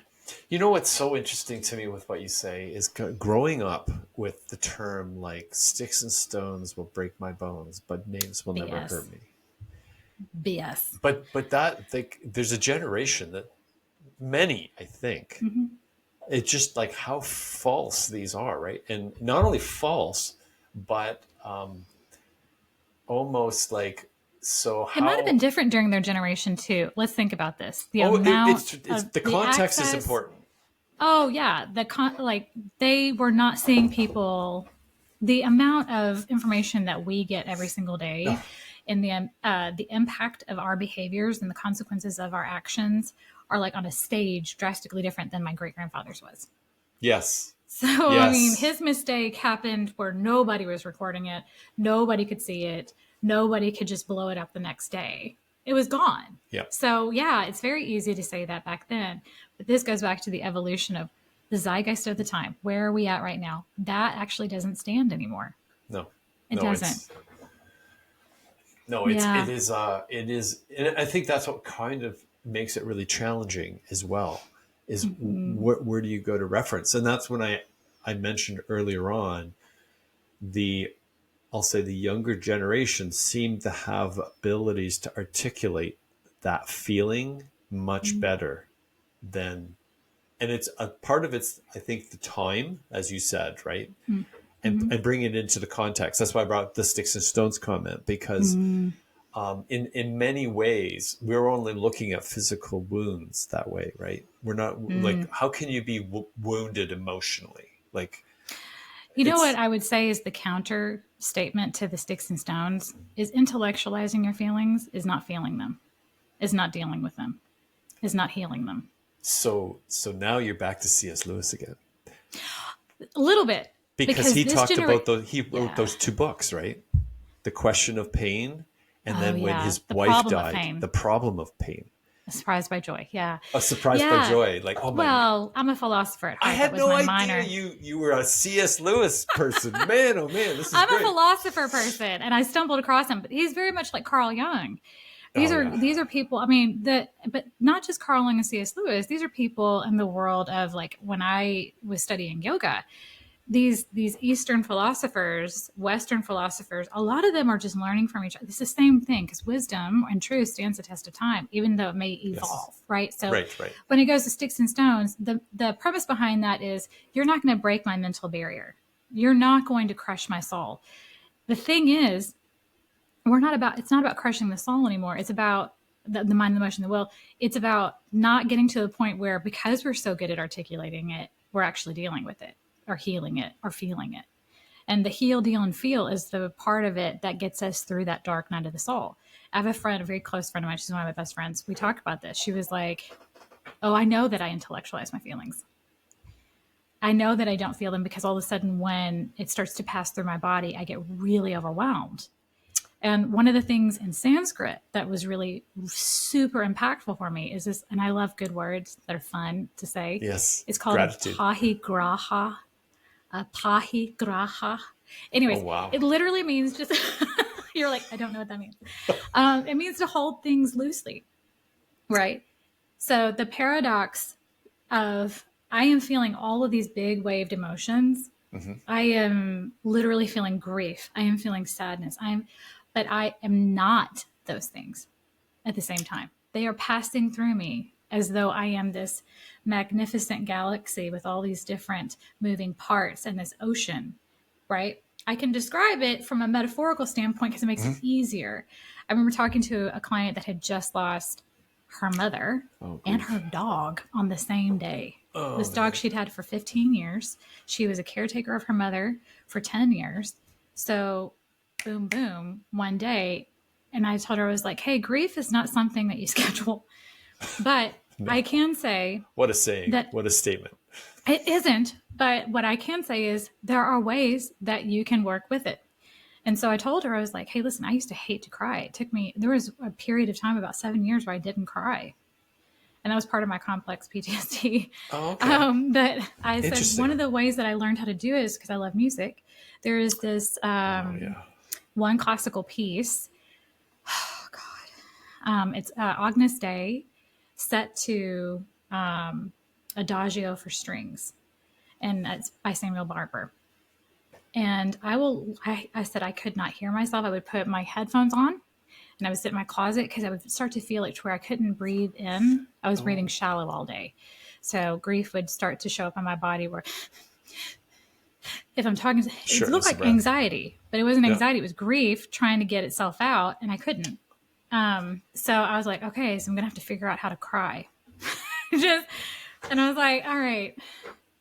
I hate hearing it, so I'm just going to put music on, and I turned the lights off, and I put a pillow down in the bathroom, and then you went I put my back up against something because I needed something to have my back because I didn't feel safe with anyone, to cry with anyone. That sounds really sad, but it's not when you're trying to have a relationship with yourself first. This is part of the dark night of the soul, right? These are these weird encounters, and I told her, I said, hey, take it for what it's worth. It might happen to you in a different space. You might be in the bathtub.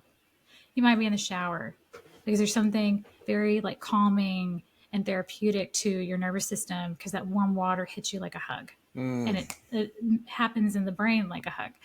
So wherever you feel most braced and where it's cued, right? So like we know that when we watch certain commercials, like that caught me, or like a scene in a movie, you're like, why am I crying? Absolutely. That's not happening to me. Yeah. So this movement, what I loved about it was like rise and fall, and it's slowly taking you up like a flight. And it goes da da da da da, and then all the way up really, really high, and you're like, and I took in this deep breath, and I couldn't breathe. Wow. But music did that for me, and I'm so mentally like connected to it, like all the visions of the things that I needed to grieve about were coming forward like a movie scene. And I'm very visual. Not everybody is. Sometimes they see it in their body, or they feel it in their body. Like I feel it swelling here, boom, and then a good song always takes you up. It lands you. And I remember coming down off of it, and I listened to it 3 times because I knew where it was going and I could feel myself do it. So then I had this sense of healthy control and awareness in my body to allow myself, not on cue to cry, but to allow myself to feel that music, to flow through the scenes in my mind and not to be so consumed by them. It's like learning how to float in the ocean when you don't have any strength. Right. Oh, yeah. That's a great way of describing it, learning how to float in the ocean when you don't have any strength. You've prompted here this, I'll say, concert pianist that I've had on the podcast. Her name's Lauren Altemuller. Ooh. And it's worth listening to her because she came back and did a concert here in town in Abbotsford. She's originally from Abbotsford.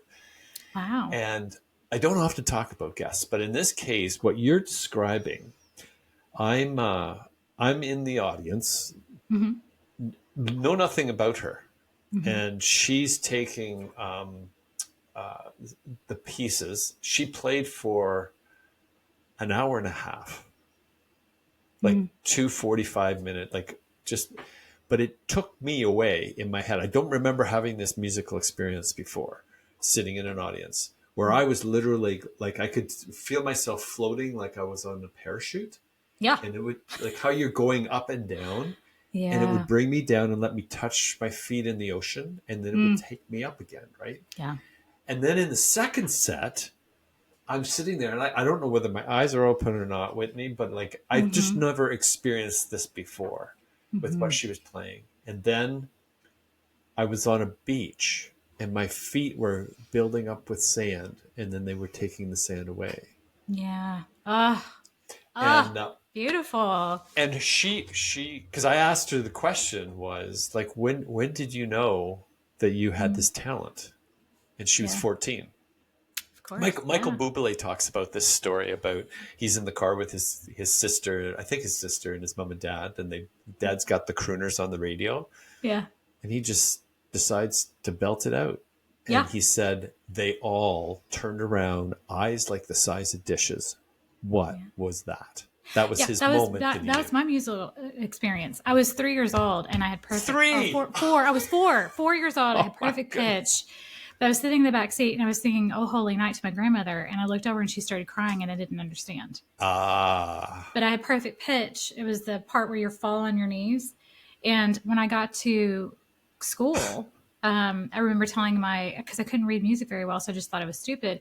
My professor, Dr. Bob McGee from Arkansas. Anybody who's ever had him as a professor knows there's something quite special about him. He reminded me a lot of my grandfather in the Oh, sense he could walk into a room and there's just immediate respect, but there's not an arrogance to him. right. It's skill, it's capacity. All these other students would be like, shh. And we'd be like, as the newbies in the choir, like, oh God, what happened? Are we in trouble? And he always had this little smirk on his face because he had a relationship with each one of those students. Amazing. He had invested in each one of them. They all knew him. They revered him. But it was done because it's love. At the core of it is love. Absolutely. Yeah. It's that engagement. But I remember talking to him about the skill, that oral skill. And he was like, it's all about knowing your voice. You got to know your voice. And you talked about different operatic singers, and some people have this very like specific opera Right. sound, but it's not nice. You don't like to hear it. Yeah. But you appreciate the skill. And he said, your sound is that people appreciate the sound. I was like, are you going to try to tell me I don't have skill? And he said, stop finishing my sentence. I was still like that even then. But he was like, no, but you have a different skill. Yes. Yes. And it's having those kinds of teachers in your life, man. Oh, yeah, Like man. whether it's a musician who's playing music and takes you to places that you didn't even know your mind could take you, to having like a professor, or your own experiences, like being Yes. your own teacher. These are such incredible things about being human, it just is. So parts of what you've described are in your book. Mm-hmm. This is just kind of occurred to me. What was your intention in writing the book? Like, why did you feel you needed to write this book? I had one friend, she was like, is this a memoir? And I was like, no. I had been told 2 years prior to that, I love mentoring because I pursued mentor. I love people, but I wanted mentors. And early in my career, I had different mantras for different stages of my life. And my first original mantra was be the thing you need or create it. And I was like, I just refuse to be the person that bitches and moans about what's not happening for them. I'm going to create it. I'm going to create it. So I went into high creation mode, and I ended up mentoring more people than getting mentored myself. Like people just either they just didn't do it. And I would find indirect mentors like through books or podcasts or TED Talks. And I would sit at the feet of these people that don't know me. Yes. And I would glean, glean, glean, glean, because I knew there were so many things I didn't know. And I loved like learning in different ways. And if you were a storyteller, I was right front and center. I was like, tell me more, But I also realized that there were people just like me that didn't have that either. And I was like, I don't need to be 60-something years old and write reflections. Like I have gone through several different stages in my life. Yes.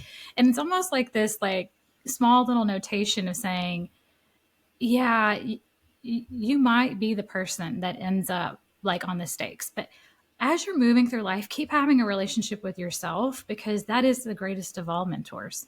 There's this future version of yourself that's trying to say, hey, here's this direction. Because in the book, My original form of writing was poetry. So Reflections from the Fire is a stem from this Letters to Her series that I wrote. And I think I put 4 of the 5 that are in there. And Letters to Her. Letters to Her. Yeah. It was this way of looking back at, earlier we talked about adversity versus trauma. Mm-hmm. It was this way of going, I want you to know how grateful I am for who you were in that place.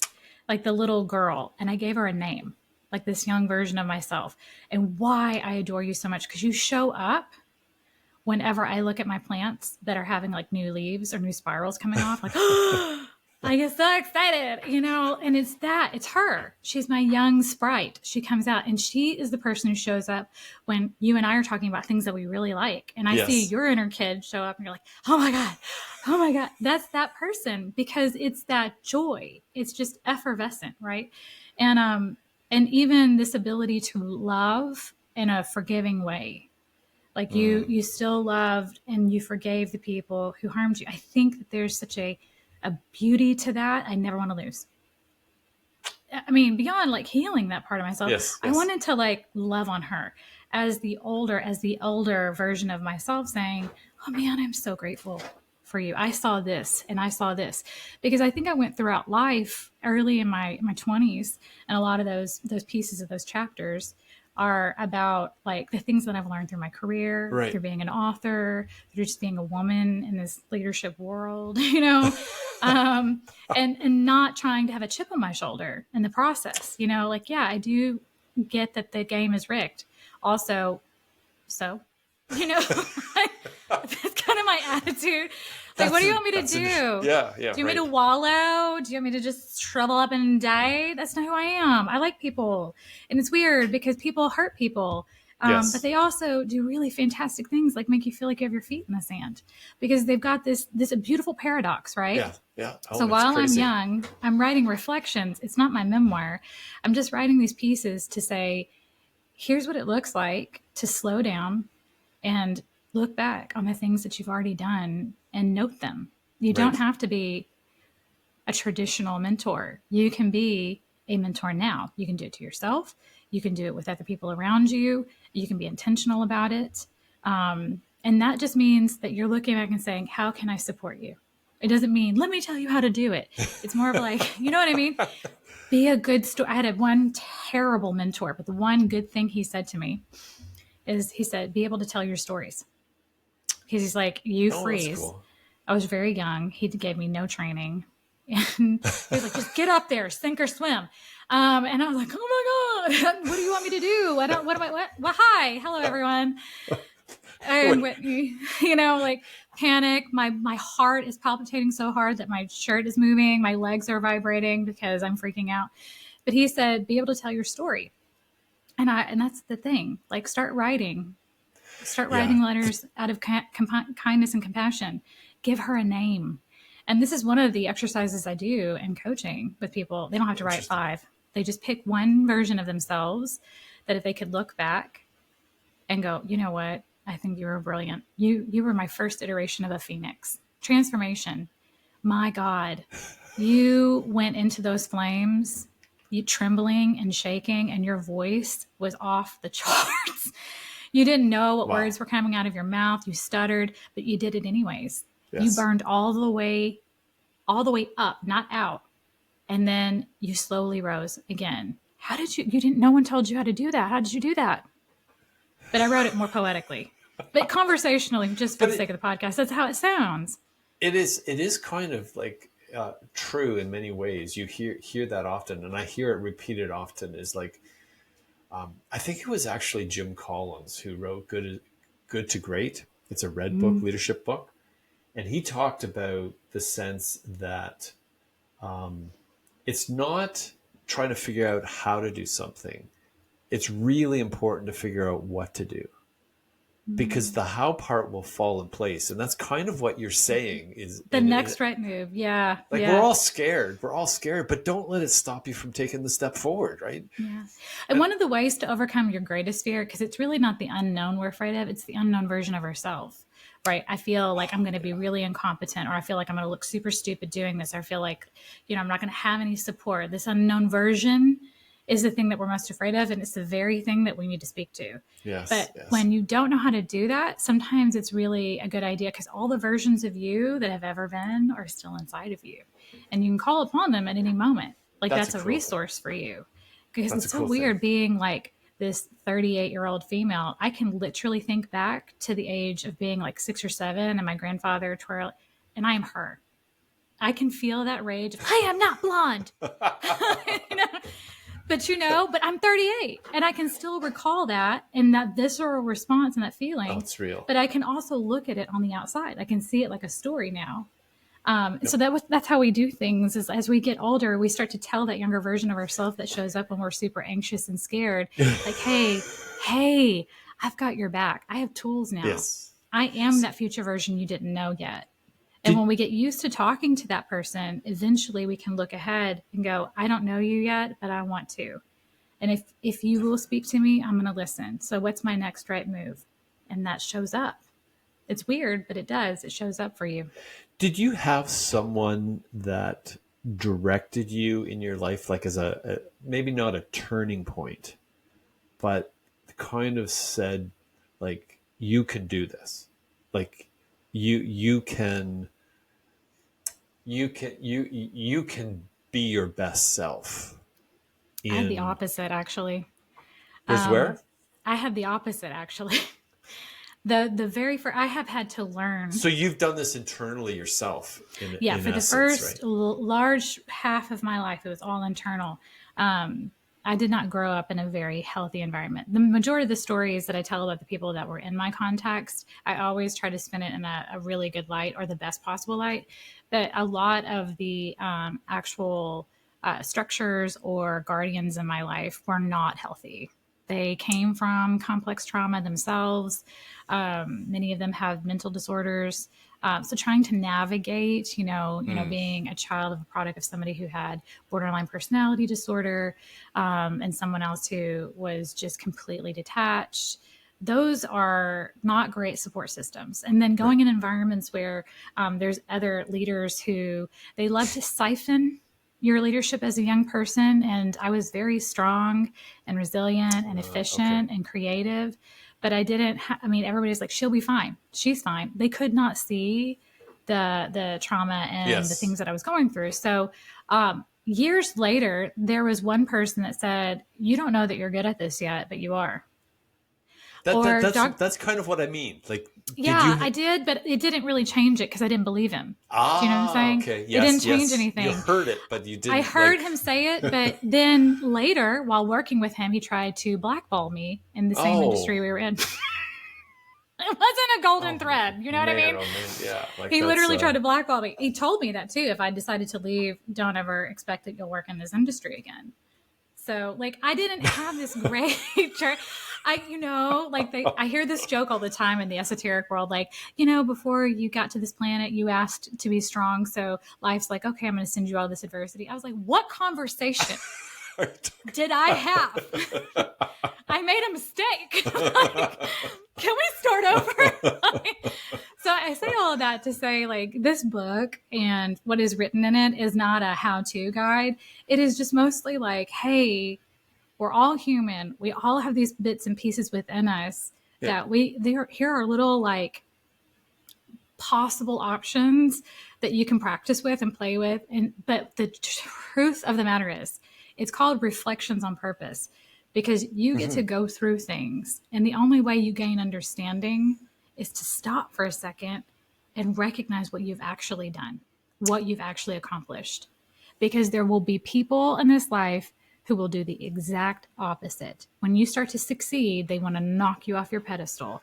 When they see that you're shining, they want to, I wrote in one of my poems, I was like, they tried to burn me at the at the pit, not knowing I was made of fire. There was a woman who got mad because of my voice in my church, and I was already accepted at a music academy in Kansas City, and Yes. came back home because my parents were like, "You can't make money in music." I Yes. was like, "Then why are all these people doing it?" So Those we get questions. argue. That's so wild. But I came from a blue collar environment, so I came back, and she basically ran this whole rumor mill about me being a witch. Oh man. And because It's just her actual brother-in-law was the pastor, and my music minister came to me and he goes, so he thought it was funny. And I'm like, I'm 18. yeah. This has been going on my whole life. No, it's So, yes, you can remain resilient, but you need to have a really good relationship. Relationships matter. Relationship with yourself. And the reflection is I'm looking back at that girl in the flames, and I'm looking her dead in the eyes as I write this letter to her. I'm looking at that little girl yeah. because that's what you're looking for. You're looking for someone to bear witness, and not to your glory, but the pain, and see Yes. you for who you truly are. And Yeah. I've met so many people who feel that way. They're not seen. They don't feel like they have a voice. They feel like they're this. I have this Yes. tattoo I got at 18 on my hip called Sojourner. And the definition I loved the most about it was to be amongst a people, but not of them. This soul Yes. journeyer, this traveler who never seems to fully land. And It's interesting when you say that, because recently, and I think I heard this in a sermon, but it was said that as people, we're often really good when someone's suffering. Like when someone's not doing well, we're there to support them and help them and do all we can to make them But feel if we think better. they're strong and we think they're successful, we think they're doing well, we don't touch base. And that was the caveat to it. He says, but when your friend is succeeding in business or is succeeding in what they want as their dream, how many people are there cheering and rejoicing that they are That are authentic, though.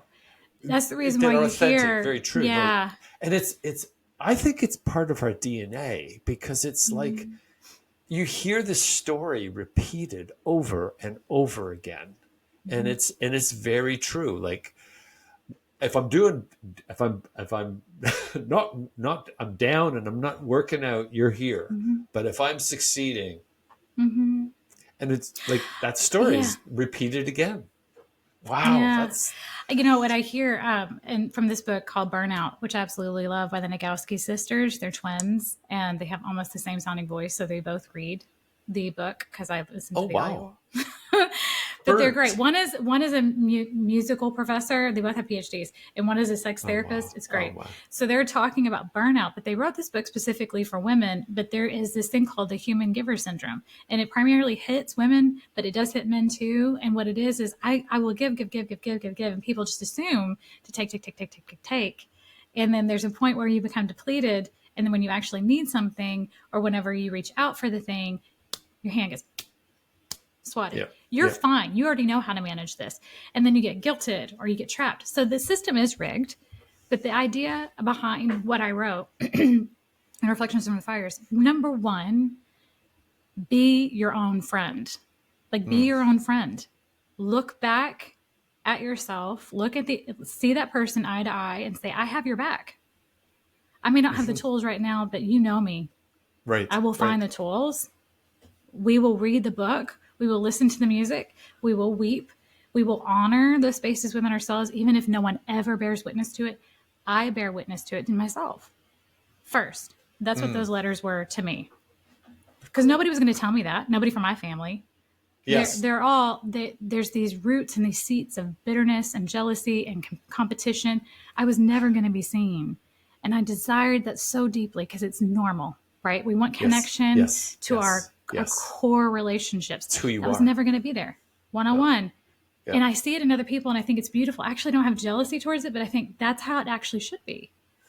But I had to cultivate that within myself. Now, the second lesson is there are tools. Relationships have to be built, right? So there are ways of getting to know yourself better. I use the trimetrics, which is a 3 science, and I mentioned it in my book. You don't have to use this. You can use whatever you want. Enneagram. I don't even care if it's the Zodiac. Enneagram. It's called the Christian Zodiac. There's like 9 numbers. and Yes, they're all yes. based on energies. Yep. I'm an 8 on the Enneagram, Yes. which is a rarity because mostly men are 8s. Once again, you can't run from who you are. Just so you know, I am kind of surrounded by counselors. So, because my wife's a counselor, she became a counselor quite late in life, and my daughter and son-in-law are both counseling as well. So it's like I hear all these different kind of, Yeah, shall we say, assessment tools. modalities. Yes, Yeah, yeah. which to me is really kind of cool now for generationally now, because the preceding generations to me had none of those tools. They had different things that they used. They had different They things. did. Exactly, They right? very much did. But what I would say is that's just a starting point, right? Like it's understanding yourself a little bit better. It's like a bridge to yourself. Mm. And then when you have other people who understand it, that's the reason why I don't roll my eyes when people are telling me, like, I'm an Aries or I'm a Scorpio. What they're trying to convey to me is some information as a connection Yes. point, right? And I'm like, Yeah. absolutely, let's talk about it. Because that's their mode of communication. And And that, they're that also, makes all the world of a sense to me. and in a So way, they're that's presenting your vulnerability too, right? And you're not even yeah, it's a aware of it. bridge. Yeah, It's a bridge. That's all it is. it's very So interesting so that Douglas, what is your zodiac sign? I'm Pisces. I knew it because you just keep talking about emotional things. Well, my daughter will definitely say that it is that, because I'm the one that cries at all the movies and all that kind of thing. Oh, I love it. I love Yeah, it. I mean, as we've talked, I must have gone through half a dozen movies as far as like And a thousand Whiplash. emotions, right? Whiplash came up in my head because you were talking about how far do you go as Yeah. far as, and what's, have you seen Whiplash? You've surely seen Whiplash. No, I The movie. haven't. I need to Oh, you pick it up. haven't? Oh my No, I'm always goodness. up for a good movie. So Miles Teller is a student drummer, and J.K. Simmons is the teacher. Do you know those Maybe I two? should add these as caveats to my eats and reads. Like, tell me also like your favorite Oh, movie and your oh favorite yeah. podcast. To me, like it'd be great, because I was gonna say, like, it's when you tell me about singing, what you've gone through in the singing world, Yeah. it kind of reminds me a little bit of what Miles Teller goes through in this movie, that Simmons just is brutal as a teacher to him. Like, even Oh, it's yeah. just, it could be a trigger movie, I think, for many people. But Sure. Yeah. what I'm switching I feel like completely we almost have around. to like bring this to like because I mean this is long form, but we're at 140. You know, But unless these unless people are on a road trip listening to it, they're like, oh my god, when are they gonna wrap it up? it I was going to say it is interesting. I was going to say, because I think what you're explaining, so many people tend to go through. Like, all of Yeah. us have that, right? And many of us don't hear it at all, right? Like, where we're going to get this, and often cases that you even got a book out there, Reflections of the Fire, right? From the fire, yeah. From the fire, from the fire. Yeah, yeah, yeah, yeah. That you mean you can go out and pick up and kind of understand how as a person's kind of going through that. So with that, because I don't want to wear you out, though I probably have wore you out. What made you go to Fuller? Fuller Theological Seminary. Okay, yeah. So I've recently met an individual that did his seminary at Fuller. I've heard of Fuller because Yeah. that's a So they pretty have like four prestigious. school. They have four schools. Oh, they So do? Okay. One is called Brahm, and that's for musicians. They have a psychology program, and that's for if you're going to be a counselor or Okay. things of that nature. And then they have a theology, and they have culture. And I did culture.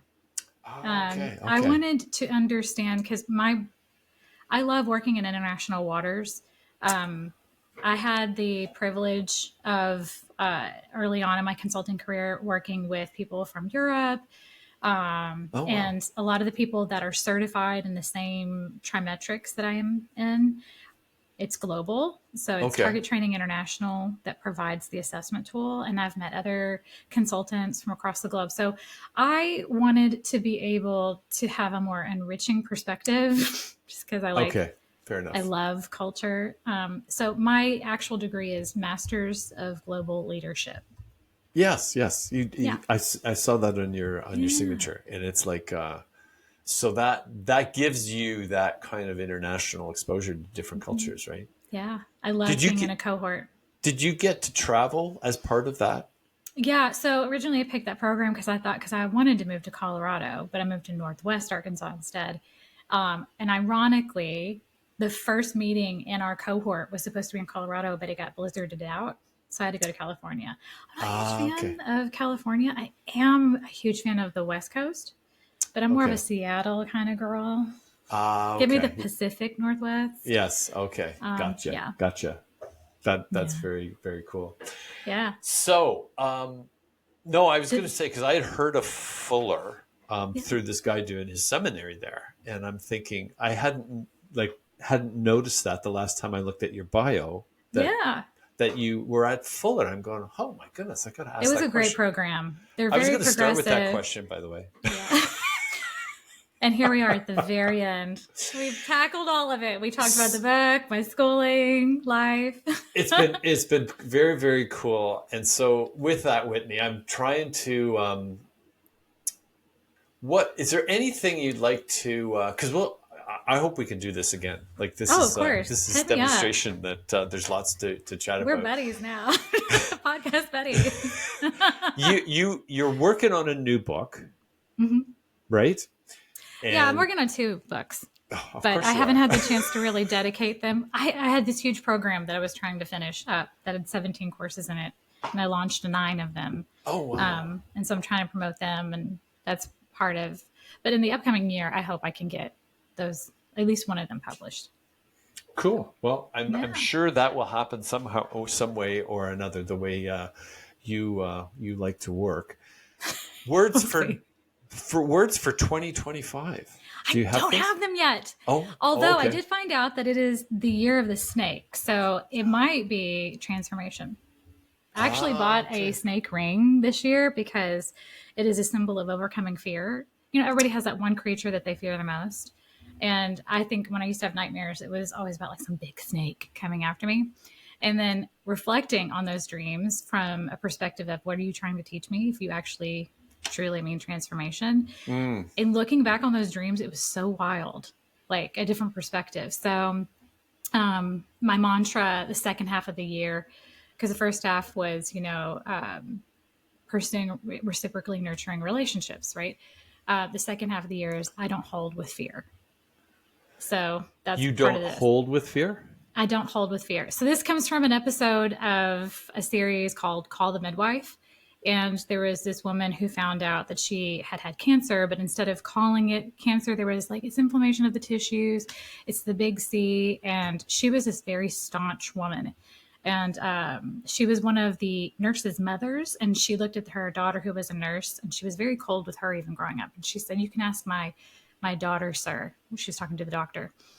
I don't hold with fear. So cancer, that's what I have. And I loved that for some reason. I mean, she, at the very end, there was a redemptive arc that came from the relationship with her and her daughter, like Okay. this idea of surrender and the Huh. shifting of perspective, right?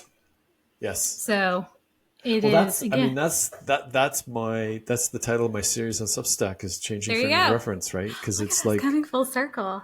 it is to me it's been stunning the last few years of switch on how I look at things, right? So Mm-hmm. I was going to say we could almost probably have a full discussion just on C.S. Lewis alone. We So could do have a we, whole discussion on like transformation and reflections. Like, right on, right but on. anyhow. Yeah. So is there anything you want to promote today? Like you have a website. I do. I actually have a new website called Lit Leader at thinkific.com. And it's for coaches or individuals, even within organizations that are looking for professional development. Okay. Maybe you want to go through some self guided resources for yourself, or if you want to actually lead some of these Oh, trainings, cool. I have resources there as well. So, Again, what it's the website is Lit lit. Leader, LIT Leader Yeah. at thinkific.com. So At litleader.com should bring it up. at At think. Thinkific. So if you just put litleader.com, it'll come up. But Oh, okay. Thinkific is Okay. the platform that I use. Because we'll For put my that on the description show for notes. the Yeah, podcast for sure. totally. Yeah, So that's so again, Reflections from the Fire. People can get that on Amazon. absolutely. And maybe one day it'll be on Audible. Well, your ability to do accents Oh is my God. As soon as you hit record, though, for me to record my voice, I like, what well, are my words again? that's why they have editing. Did I not tell right? you that I'm dyslexic? So I need somebody else You to read did. it. You did. I'm going to start paraphrasing mid and they'll be like, what word is she on again? Like, what chapter is that? It makes for fun and conversation. I'll say that for sure. Yes, it does. It's very entertaining. With that, I was going to say, Whitney, this has been, again, wonderful. Like, it's been a crazy, say, number of topics to kind of go through. I'm still laughing. Yeah, it's an ADHD's dream. It's an ADHD's dream. I had written down, we'll start with Fuller today. Okay, fantastic. That's where we ended. It starts that way. Anyway, to those of you listening, pick up Whitney's Reflections from the Fire on Amazon. I think what you'll learn from that, well, as you've learned over this episode, there's an awful lot of, I'll say, thought-provoking ideas that are in that book. And I think we can all help to, Whitney said earlier on, thinking of trees and become deeply rooted in what our life and who we are is all about. Anyway, with that, Whitney, thanks again. Thank you. Till next time. Thank you. Okay. Bye-bye. Bye.